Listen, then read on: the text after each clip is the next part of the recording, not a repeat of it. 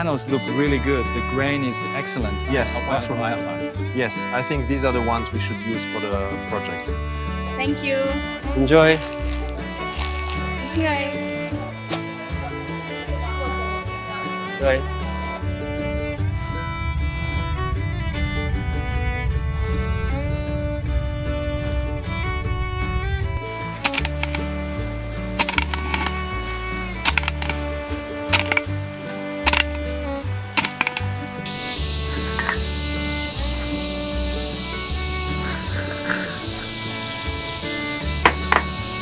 This is really good.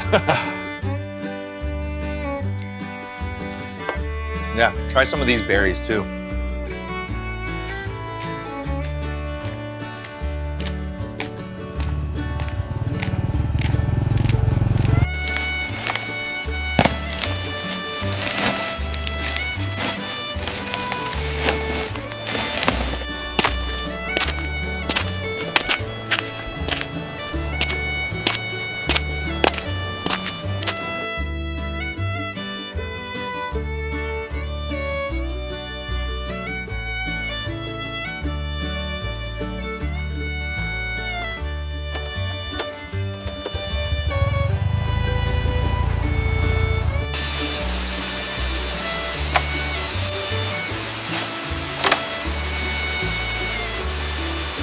All right, lift it up.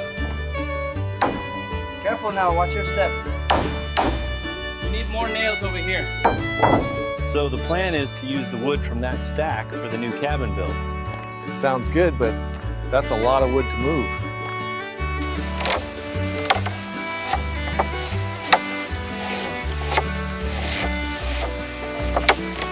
The house that once echoed with laughter now groaned under the weight of secrets. In its narrow hallways, voices clashed, the mother-in-law's tone dripping with adoration for her new daughter-in-law, Lin John. She fussed over the young woman as though she were porcelain, fragile and priceless. "Rest, child. Don't worry yourself. The wedding must happen quickly before the baby comes," she cooed, eyes shining with excitement. The father, however, sat slumped in his chair, his gaze heavy. His words cut through the sugary affection like cold steel. "She's been here all day, and not a single meal has been cooked. Do you remember how Diep would rise before dawn, make rice, tend to us all without complaint?" His voice trembled with both regret and bitterness, but no one listened. The mother-in-law waved him off, her devotion to Lin John blinding her to the truth. As plans for the wedding grew more extravagant, hundreds of guests, endless feasts, the shadow of discontent thickened. The father muttered about wasted money, about foolishness, but the mother would not hear it. She had already discarded Diep, the quiet, dutiful woman who had once been their daughter-in-law, who had once held their home together. Now, Lin John was her treasure, her second chance, the jewel she flaunted to neighbors. Yet beneath the silken smiles, a storm brewed, for indulgence always has a price, and soon the debt would arrive at their door. It came not in whispers, but in pounding fists. Two men appeared, their voices harsh, their eyes colder than iron. They called themselves creditors, bringing with them the stench of danger. "Your daughter-in-law," one spat, "pledged the land deed for 200 million. The time is up." Silence crashed into the room. The father's hand shook as he rushed to the old chest where the sojo was always kept. His heart sank as his fingers scraped at emptiness. The deed was gone. He turned, his face pale as ash. "It can't be. It's missing." The men gave their ultimatum: 2 days to repay, or the house, every wall, every memory, would be theirs. Panic surged like wildfire. The father collapsed into a chair, whispering curses at fate. The mother, her face twisted with fear, found a scapegoat with cruel speed. "It was Diep," she hissed. "It must have been her. She's the only one who knew where we kept it." Her son echoed the venom, his voice rising in blind rage. The past sins of abandonment and betrayal were thrown like knives at a woman who wasn't there to defend herself. Diep, the discarded wife, the mother struggling alone, became the villain in their story without a shred of proof. Far from their accusations, Diep's world was a different kind of torment. She worked with blistered hands, her body bent under the weight of survival. By the roadside near a construction site, she hammered bamboo into the earth, patching together a fragile shelter. Each gust of wind rattled its bones. Each drop of rain threatened collapse. But it was all she had. Her clothes clung to her thin frame, her hair damp with sweat. She whispered to herself, not prayers, but fragments of hope, that her child would sleep warm tonight, that tomorrow she might find steadier ground. But the earth beneath her feet was dangerous. A construction supervisor warned her. The slope was unstable. One hard rain could send it tumbling. He urged her to move, but where could she go? She smiled faintly, thanked him, and continued digging.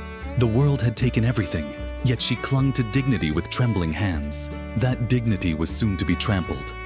Shouts pierced the air as her former in-laws stormed toward her makeshift home. Their words were knives, their accusations venom. "Thief! You stole the deed! You want to see us homeless?" Diep stood frozen, her chest heaving. "I haven't stepped foot in your house for months," she cried, her voice breaking. "Why would I take what isn't mine?"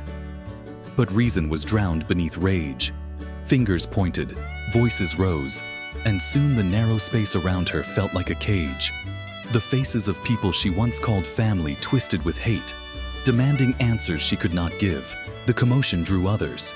The supervisor from the construction site stepped forward, his brow furrowed, his voice firm. "This is no place for such chaos. She is not the kind of woman who steals." His words cut through the shouts, a rare shield against the storm. But then another voice joined, a colder, official tone. A police officer, summoned by the noise, arrived. The mother-in-law rushed to him, her trembling hands pointing at Diep. "She took it. She sold our land for money."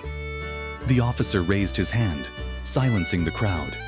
His eyes studied Diep, not with condemnation, but with cautious neutrality. "No one here has the right to accuse or seize her," the officer declared. "If there are claims, she must come with us to answer questions. That is the law." Diep's knees weakened, her vision swam. To be dragged to the station like a criminal, to have her child see her shamed. It was a cruelty beyond words. Yet the officer's gaze softened. "It will be investigated," he promised. The supervisor nodded, stepping closer to her side. "She deserves fairness. Don't judge her by your bitterness." The crowd murmured, but for the first time, Diep felt a flicker of defense. Still, her heart ached with the weight of injustice. She had lost her marriage, her home, her dignity, and now they wanted her freedom as well. As the officer led her away, whispers swirled in the air, some laced with pity, others with scorn. She kept her head high, though her soul trembled. In her silence lived defiance. She would not confess to a crime she had not committed. Yet the shadows of power and lies loomed large, and in their grasp, even innocence could be buried. The road to the police station stretched endlessly, each step echoing with the ghosts of her past. She thought of her child, of the life they had tried to build in scraps of bamboo and earth. She thought of the family that once welcomed her, now spitting curses at her name. And beneath it all, she thought of justice, if it even existed for women like her. The sky darkened above, and Diep whispered into the wind, "I will endure." But endurance alone might not be enough, for in a world where truth bends to power, even the innocent must bleed. The police station loomed like a fortress, its gray walls swallowing every sound that dared approach. Diep walked inside with her head bowed, her child's face flashing in her mind like a candle in the dark. The officer guided her gently, but the stares from others pierced like knives. Whispers rose, stories twisting around her like chains. A thief, a betrayer, a woman who sold her family's future for money. She wanted to scream her innocence, but her lips remained sealed. To speak too soon was to give them more fuel. She could only wait, endure, and trust that truth might someday breathe again. The interrogation room was cold, a bare table between her and the officers. They asked questions with voices steady as stone. Did you take the land deed? Where were you the night it disappeared? Who else knew where it was kept? Each word struck her like hammer blows. She answered quietly, her voice steady despite the storm inside. She explained she had not been to the house for months, that her only concern was providing shelter for her child. Her eyes glistened, not with guilt, but with the raw pain of being doubted. One officer scribbled notes. Another watched her closely, as though trying to read the truth in the tremble of her hands. Outside the room, her former in-laws waited, their voices rising in heated waves. The mother-in-law cried and wailed, demanding justice. The son, her ex-husband, spat venom about betrayal, insisting she was always untrustworthy. Their words carried weight, poisoning ears before facts could. The father sat apart, his face drawn with doubt. Regret flickered in his eyes, but he said nothing. In silence, guilt sometimes screams the loudest. And Lin John, the new bride, remained quiet, her expression unreadable. Some saw innocence, others saw cunning. No one questioned her directly. Not yet. Hours stretched into an eternity. Diep's stomach knotted, her throat dry, but she answered every question with the same quiet resolve. At last, the supervising officer leaned back, studying her. "There is no evidence yet," he said slowly. "Suspicion alone cannot condemn you, but until the deed is found, your name will remain tangled in this." His words were both mercy and curse. Freedom was not hers, only a fragile thread holding her above the abyss. She was released for now, but the shadow of prison lingered, waiting for one misstep. When Diep stepped outside, night had fallen. The street lamps burned weakly, their light pooling on the wet ground. The supervisor from the construction site was there, waiting. He offered her a kind nod, his presence a rare balm. "I told them you're not the type," he said quietly, "but be careful. Lies spread faster than truth." She thanked him, her voice breaking. Gratitude was all she could give, though her heart yearned for someone to truly believe in her, to stand against the tide of hate. She returned to her fragile shelter, clutching her child close, whispering promises she prayed she could keep. But the world did not soften. The next day, more whispers followed her through the village. Neighbors avoided her eyes, some muttered insults beneath their breath. Mothers pulled their children away as she passed, as though her shadow carried disease. Diep kept her chin high, but inside, every word carved another wound. Her child asked innocent questions. Why do they say those things? And she had no answer. She smiled instead, a fragile mask, telling him stories of brave heroes who were misunderstood until the truth came shining through. But in her heart, doubt festered. Was there a hero for her? Or was she destined to be buried beneath lies? Meanwhile, the creditors pressed harder.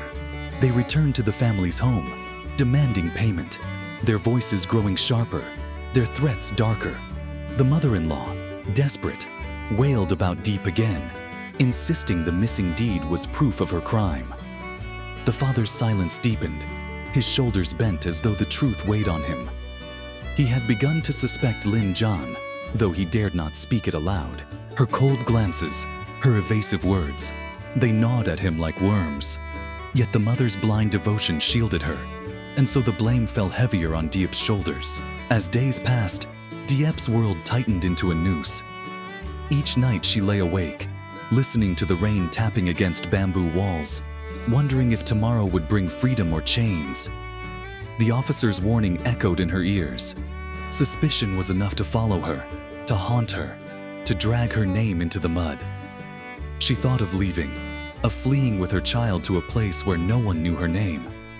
But running would make her guilt certain in their eyes, so she stayed, rooted in soil that rejected her, fighting silently for dignity. One evening, as the sun sank into blood-red clouds, Diep found herself summoned again. This time, the officer's eyes carried a sharper edge.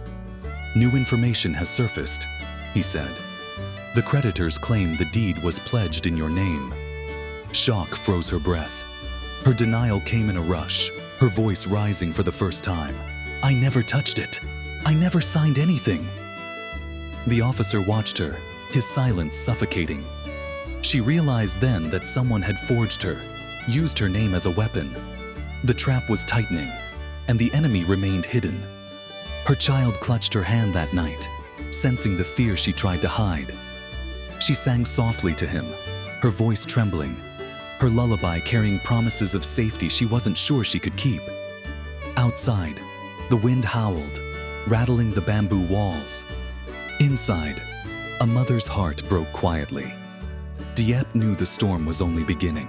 The next step might not just steal her name, it might steal her freedom. But she whispered into the darkness, fierce and unyielding, "I will not fall." For in her child's eyes, she saw the only truth that mattered. And for that truth, she would fight until her last breath. The dawn broke heavy with mist, as though the world itself held its breath. Diep awoke to the sound of her child stirring beside her, the fragile shelter creaking with each gust of wind. Her body was weary, but her mind sharper than ever. Today, she felt, would bring a reckoning. The whispers in the village had grown louder, the threats of the creditors more vicious. And now, with the forged papers tying her name to the debt, the noose tightened. She pressed her lips to her child's forehead, silently promising him strength she wasn't sure she had left. At the police station, the tension was palpable. The officers laid the forged contract before her, her name scrawled across it in uneven strokes. Her heart clenched, fury and despair colliding. "This is not my hand," she declared, her voice steady despite the tremor in her chest. The officer studied her, silent, weighing every syllable. Behind her, her former in-laws waited like vultures. The mother-in-law cried, railing against her supposed betrayal. Her ex-husband spat venom, calling her shameless. But the father sat still, his gaze fixed on the papers, his face pale with realization. He knew, somewhere deep inside he knew, and then cracks began to show. Lin John, the treasured new bride, shifted uneasily under questioning. Her answers wavered, her composure faltered. The officer's eyes narrowed, his questions growing sharper. Why had she known the creditors? Why did her timeline not match? And why did her signature appear on unrelated receipts the same way the forged contract bore Diep's name? Sweat beaded on Lin John's forehead, her gaze darting to the mother-in-law for rescue. But lies unravel quickly when pressed, and soon her silence spoke louder than any denial. The father stood suddenly, his voice raw. "It was not Diep," he said, trembling. "It was never her. We chased away the only good woman this family had, and now we drown in our own folly." His words struck the room like thunder. The mother-in-law shouted, tried to silence him, but the truth had already spilled. The officer called for the creditors, demanding testimony. Under pressure, they admitted it was Lin John who handed over the deed, who begged for the money, who promised repayment. Diep's name had been nothing but a mask, a convenient shield for another's greed. For a moment, silence held the room. Diep's knees weakened, tears pricking her eyes, not of guilt, but of vindication. Yet the triumph was bitter. To be proven innocent after such humiliation, after being spit upon, chased, and branded a thief, it did not restore the months of suffering. It did not erase her child's confusion, his questions that carved her heart raw. Still, justice, though late, had arrived. The officer turned to her, his voice softer now. "You are cleared," he said. "You may go free." Simple words, but they carried the weight of mountains. Outside, the air smelled of rain-soaked earth. Diep stepped into it with her child in her arms, her chest heaving with the release of chains she had never deserved. The supervisor from the construction site waited there, his face warm with quiet relief. "I told them you were not like that," he said gently. She nodded, unable to find words, gratitude flooding her eyes. Around them, the village murmured, some ashamed, some still skeptical. But Diep no longer cared. Their judgment could not define her. She had endured the fire and walked out unburned. Meanwhile, chaos consumed the household she once called family. The creditors pressed for their repayment, their patience exhausted. Lin John wept, pleading, but her tears fell on stone. The mother-in-law, once so blind with favoritism, now saw the ruin her choices had brought. The father's silence became judgment, his gaze heavy with disappointment, and the son, lost between loyalty and regret, could only watch as the house teetered on the brink of loss. The walls echoed with bitterness, their once proud family unraveling under the weight of greed and lies. For Diep, however, a new path lay ahead. She returned to her fragile shelter, but it no longer felt like exile. It was a place of survival, of strength proven. Her child nestled against her side, asking in a small voice, "Are we safe now, me?" She smiled, brushing hair from his forehead. "Yes," she whispered, though she knew safety was never permanent. What mattered was that they had each other, that truth had not abandoned them. In her heart, a seed of hope stirred. Perhaps tomorrow, with patience and grit, she could build something stronger, something untouchable. That night, beneath a sky scattered with stars, Diep sat in silence. The air was cool, the ground damp, but she felt lighter than she had in months. Her life was still hard, her struggles far from over, yet she carried a victory no one could steal. The proof that she was not what they claimed. She was not a thief, not a liar. She was a mother who endured, a woman who bore the weight of injustice and still stood tall. And in the quiet, she whispered to the night, "I will rise." The village would speak of this for years. The scandal, the downfall, the vindication. Some would remember the lies, others the truth, but all would remember Diep's strength. She had faced the abyss and returned, scarred but unbroken. And as she drifted into sleep beside her child, the storm outside finally quiet, she knew this was not the end. It was the beginning of a new chapter, one written not by those who sought to break her, but by her own unyielding will. For in the ashes of betrayal, Diep had found her fire, and with it, she would carve a future no lie could destroy.